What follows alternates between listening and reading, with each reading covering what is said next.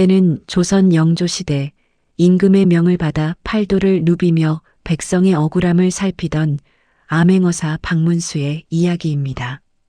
어느 무더운 여름이었습니다.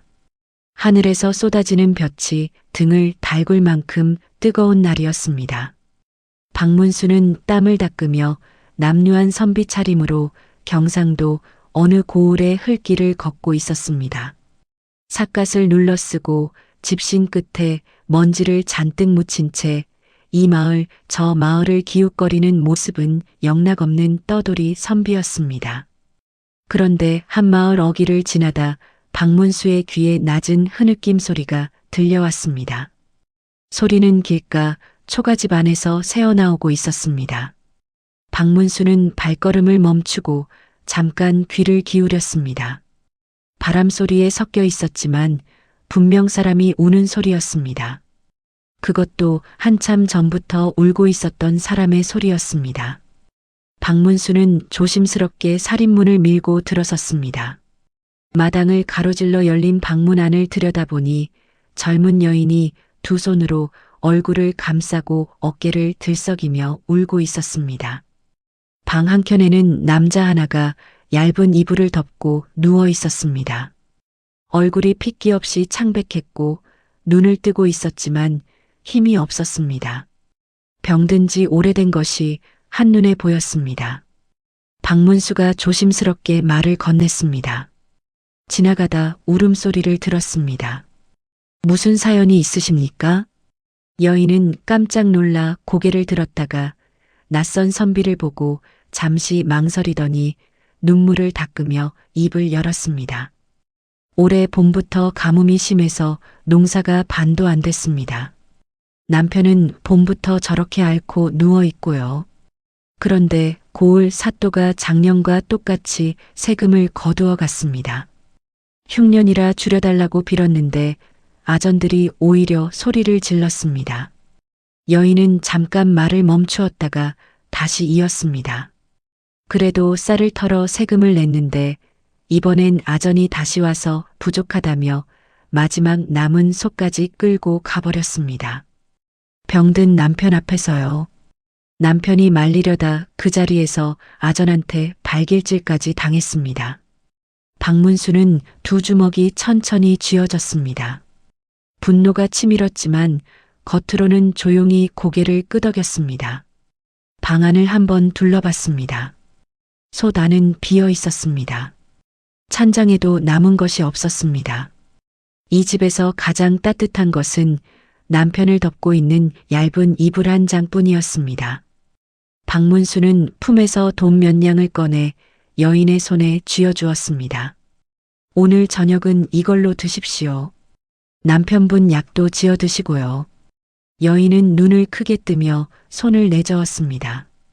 이럴 수는 없습니다. 선비님. 받으십시오. 그리고 며칠 안에 좋은 소식이 있을 것입니다. 박문수는 그 말을 남기고 조용히 집을 떠났습니다. 그날 저녁 박문수는 마을 주막에 묵으며 이것저것 이야기를 들었습니다. 사또 이야기, 세금 이야기, 아전들 이야기. 들을수록 이 고을이 얼마나 골마 있는지 알 수 있었습니다. 흉년에도 세금을 그대로 걷고 못 내는 집에서는 살림을 빼앗고 항의하면 매를 때렸습니다. 그리고 내일 사또의 생일 잔치가 열린다는 이야기도 들었습니다. 잔치라고. 박문수는 입가에 얕은 미소를 띄었습니다. 다음 날 박문수는 전날과는 전혀 다른 모습으로 나타났습니다. 낡은 선비 차림에서 더 나아가 아예 거지 행색으로 변장한 것이었습니다. 헝클어진 머리때가 잔뜩 낀 얼굴, 구멍난 도포자락. 어디서 봐도 오랫동안 떠돌아다닌 거지 선비처럼 보였습니다. 사또의 잔치집 주변에는 벌써부터 사람들이 들락거리고 있었습니다. 박문수는 자연스럽게 그 인파 사이에 끼어 잔치집 마당 안으로 들어섰습니다. 마당 안은 눈부셨습니다. 산의 진미가 상마다 가득했고 악공들이 음악을 연주했으며 기생들이 춤을 추었습니다. 사또는 윗자리에서 흡족한 표정으로 술잔을 기울이고 있었습니다. 그런데 그 풍경이 아까 그 여인의 텅 빈 솥, 병든 남편의 창백한 얼굴과 겹쳐졌습니다. 박문수는 슬며시 마당 한켠에 자리를 잡았습니다. 그러다 사또의 눈에 띄었습니다. 사또가 인상을 찌푸리며 말했습니다. 저거지 선비는 누구냐? 남의 잔치에 불청객이 끼어들었구나. 주변 사람들이 웃었습니다. 박문수는 조금도 당황하지 않고 사또를 향해 태연하게 말했습니다. 잔치집 냄새가 좋아 발걸음이 이리로 왔습니다. 배고픈 선비 하나 쫓아내시렵니까? 사또는 기분이 좋은 날이라 그랬는지 주변 사람들이 웃고 있어서 그랬는지 박문수를 쫓아내는 대신 비웃으며 말했습니다. 그래, 이거지 선비야. 시 한 수로 나를 즐겁게 하면 술상을 내어주마. 어디 선비라면 글 줄은 알겠지? 주변에서 또 웃음이 터졌습니다. 박문수는 빙그레 웃으며 자리에서 일어났습니다. 사또가 붓과 종이를 내어주었습니다. 박문수는 붓을 집어들었습니다. 그리고 망설임 없이 거침없이 써내려갔습니다. 금잔의 좋은 술은 천사람의 피요, 옥쟁반의 좋은 안주는 만백성의 기름이라. 촛농 떨어질 때 백성 눈물 떨어지고 노래소리 높은 곳에 원망소리 높았더라. 붓이 종이 위를 달리는 동안 주변은 점점 조용해졌습니다. 악공이 음악을 멈췄습니다. 기생들이 춤추던 발을 멈추었습니다. 사또 옆에 앉아있던 아전들이 서로 눈치를 봤습니다. 사또가 종이를 집어들었습니다. 시선이 첫 줄부터 마지막 줄까지 천천히 내려갔습니다. 읽어 내려갈수록 사또의 얼굴에서 핏기가 빠져나갔습니다. 흥청거리던 잔치 분위기는 온데간데 없었습니다. 이놈이 감히. 사또가 자리에서 벌떡 일어서며 소리를 질렀습니다. 그 순간이었습니다. 박문수는 품 안으로 손을 넣었습니다. 그리고 꺼내 든 것은 둥근 원형의 말 3마리가 힘차게 내달리는 형상이 선명하게 새겨진 묵직한 청동 마패였습니다. 잔치집 마당을 가득 채운 햇살이 그 마패 위에서 눈부시게 번쩍였습니다. 암행어사 출두야.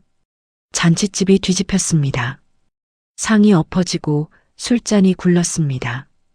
기생들이 비명을 지르며 흩어졌습니다. 아전들이 일제히 엎드렸습니다. 사또는 방금 전까지 윗자리에서 우쭐거리던 사람이라고는 믿기지 않을 만큼 새하얗게 질린 얼굴로 무릎을 꿇었습니다. 박문수의 목소리는 낮고 서늘했습니다. 흉년에도 세금을 가혹하게 거두고 못 내는 백성의 살림을 빼앗고 항의하는 자를 발길질로 짓밟은 죄. 그 죄를 오늘 이 자리에서 낱낱이 묻겠다. 관아 창고가 열렸습니다. 그 안에서 나온 것들은 어마어마했습니다. 백성들에게서 부당하게 거두어들인 곡식, 재물, 살림살이들이 창고 안에 가득 쌓여 있었습니다. 박문수는 그것들을 모두 고을 백성들에게 돌려주도록 명했습니다. 사또는 그 자리에서 파직되었습니다. 모든 일이 마무리된 저녁 무렵 박문수는 마을을 떠나기 전 한 곳을 더 들렀습니다. 바로 어제 그 여인의 집이었습니다. 문을 두드리자 여인이 나왔습니다. 낮보다 한결 표정이 밝아져 있었습니다. 창고에서 나온 곡식이 이미 집으로 전해진 모양이었습니다. 박문수는 말없이 품에서 돈을 꺼내 여인의 손에 쥐어주었습니다. 이건 따로 챙겨드리는 겁니다. 남편분 약을 지어드리십시오. 여인은 눈물이 왈칵 쏟아졌습니다. 어른께서 며칠 안에 좋은 소식이 있을 거라 하셨는데 정말이었습니다. 어떻게 감사를 드려야 할지. 박문수는 손을 저으며 말했습니다. 당신 것을 당신에게 돌려준 것뿐입니다. 그리고 돌아섰습니다. 여인이 대문 밖까지 나와 절을 올리는 소리가 등 뒤에서 들렸지만 박문수는 그냥 묵묵히 걸었습니다. 훗날 그 고을 사람들은 이렇게 전했습니다. 박문수 어사는 시 한 수로 탐관오리의 낯짝을 벗겨내는 분이었다. 구독과 좋아요 부탁합니다. 때는 조선 영조시대 임금의 명을 받아 팔도를 누비며 백성의 억울함을 살피던 암행어사 박문수의 이야기입니다. 어느 봄날 박문수는 낡고 해진 선비 차림으로 경상도 어느 고을길을 걷고 있었습니다. 산에는 진달래가 피어 있었고 길가에는 연초록 풀이 돋아나고 있었습니다. 봄바람이 따스하게 불어와 걷기에 더없이 좋은 날씨였습니다. 하지만 박문수의 눈길은 꽃이나 풀이 아닌 지나치는 마을 사람들의 표정에 머물렀습니다. 사람의 표정에는 그 고을의 사정이 고스란히 담겨 있기 마련이었습니다. 마을 어귀를 지나자 길가에 주막 하나가 있었습니다.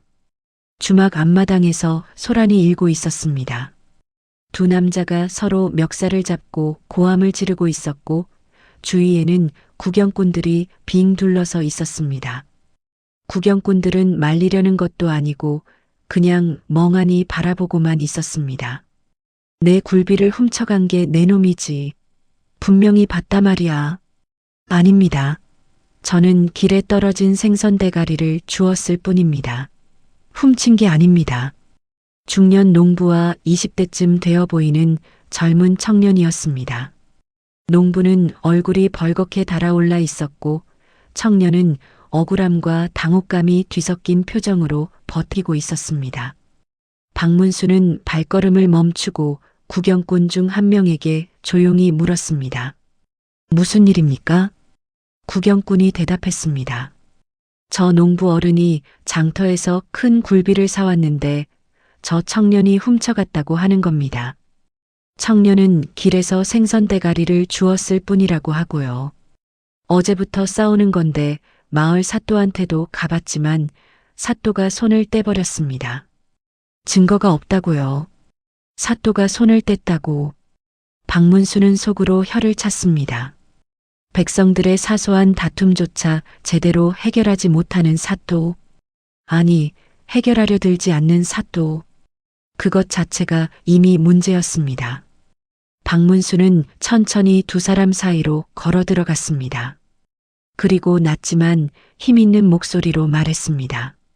두 분 잠깐 안으로 들어오시지요. 제가 한번 들어보겠습니다. 농부가 박문수를 위아래로 훑어봤습니다. 허름한 선비 차림이었지만 눈빛만큼은 예사롭지 않았습니다. 당신이 누군데요? 지나가는 선비입니다. 하지만 이 일을 해결할 수 있을 것 같습니다. 농부는 반신반의하면서도 따라 들어왔습니다.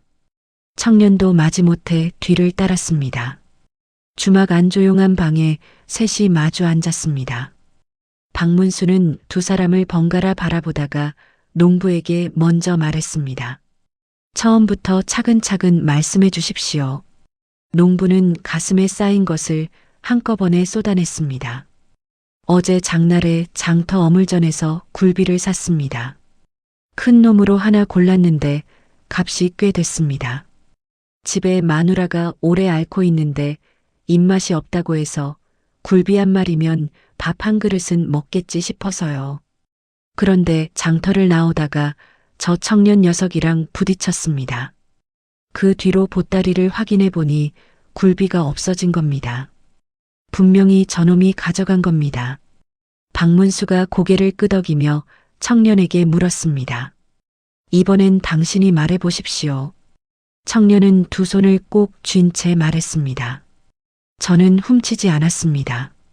장터를 지나다가 길바닥에 생선 대가리가 떨어져 있는 것을 봤습니다.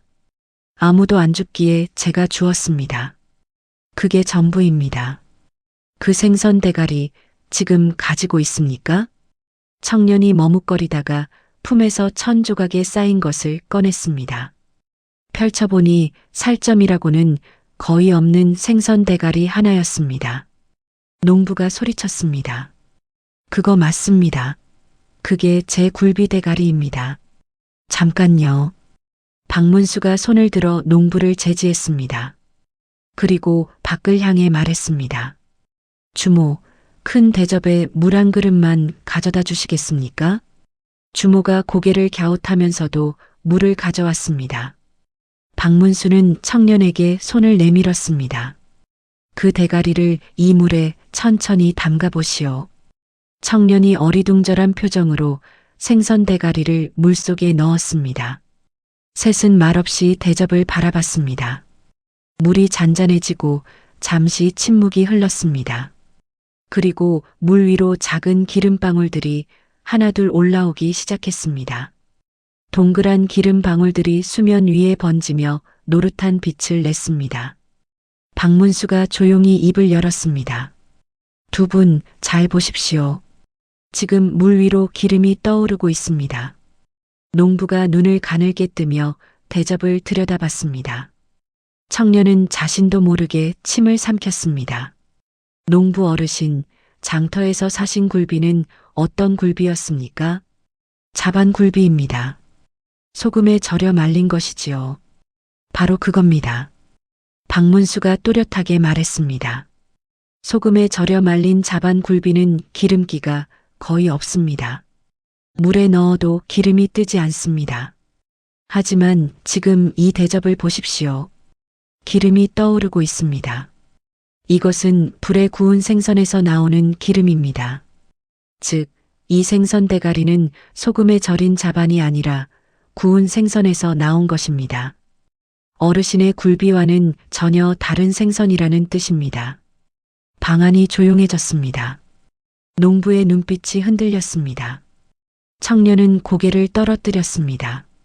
박문수가 청년을 향해 낮고 엄하게 말했습니다. 이제 사실대로 말하거라. 이 대가리가 어디서 난 것이냐? 청년은 한참 동안 입술을 깨물었습니다. 그러다 눈물이 고이기 시작했습니다. 한 방울, 두 방울. 결국 청년은 두 손으로 얼굴을 감싸며 울먹였습니다. 훔친 것이 아닙니다. 어젯밤 저작거리 어느 잔치집 근처를 지나다가 쓰레기 더미에서 주웠습니다.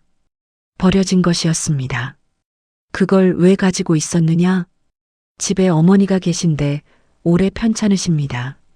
며칠째 아무것도 못 드시고 계셨는데 생선이라도 국을 끓여드리면 한 숟갈이라도 더 드시지 않을까 해서요. 그런데 쓰레기 더미에서 주웠다고 말씀드릴 수가 없었습니다. 그래서 길에서 주운 것이라 했습니다. 청년의 어깨가 울음에 젖어들었습니다. 방안이 한동안 조용했습니다.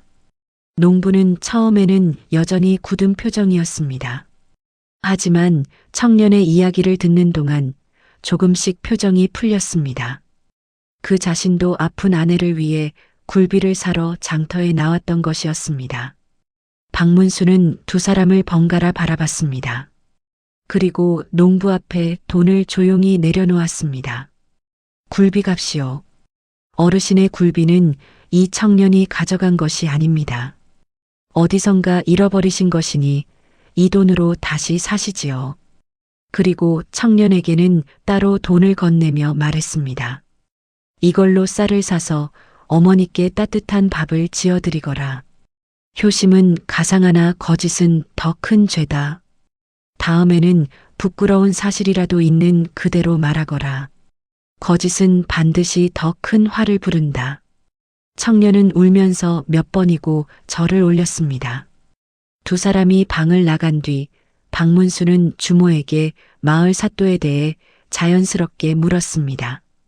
주모는 목소리를 낮추며 말했습니다. 사또가 원래 귀찮은 일은 안 하는 양반이에요. 백성들 싸움은 알아서 해결하라고 하고 윗사람 눈치 보는 데만 신경을 쓰거든요. 박문수는 조용히 고개를 끄덕이며 주막을 나섰습니다. 그리고 곧장 관아로 향했습니다. 관아에 들어서자 사또는 낮잠을 자다가 깬 듯 눈을 비비며 나왔습니다. 박문수가 품에서 둥근 원형의 말 3마리가 힘차게 달리는 형상이 새겨진 묵직한 청동 마패를 꺼내 들었습니다. 암행어사 출두야. 사또는 순식간에 정신이 번쩍 들었습니다. 그리고 그 자리에서 무릎을 꿇었습니다. 박문수가 말했습니다. 백성 둘이 하루 종일 싸우도록 내버려두고 해결하지 않은 죄, 그리고 평소 민사를 게을리한 죄를 오늘 이 자리에서 묻겠다. 사또의 역할은 밥을 먹고 잠을 자는 것이 아니라 백성의 억울함을 살피는 것임을 잊었느냐? 사또는 이 말을 바닥에 조아리며 빌었습니다. 박문수는 사또를 엄중히 문책하여 경고를 내리고 앞으로 백성의 일을 게을리할 시 즉각 파직할 것임을 천명했습니다. 관할을 나서던 박문수는 저 멀리 길을 걷고 있는 청년의 뒷모습을 보았습니다. 어깨에 쌀 자루를 메고 총총걸음으로 걸어가는 모습이었습니다. 아마 어머니가 기다리고 있을 것이었습니다. 박문수는 그 뒷모습을 바라보다가 다시 길을 떠났습니다. 훗날 그 고을 사람들은 이렇게 전했습니다. 그 선비는 물 한 그릇으로 세상의 거짓과 진실을 가려냈다. 구독과 좋아요 부탁합니다.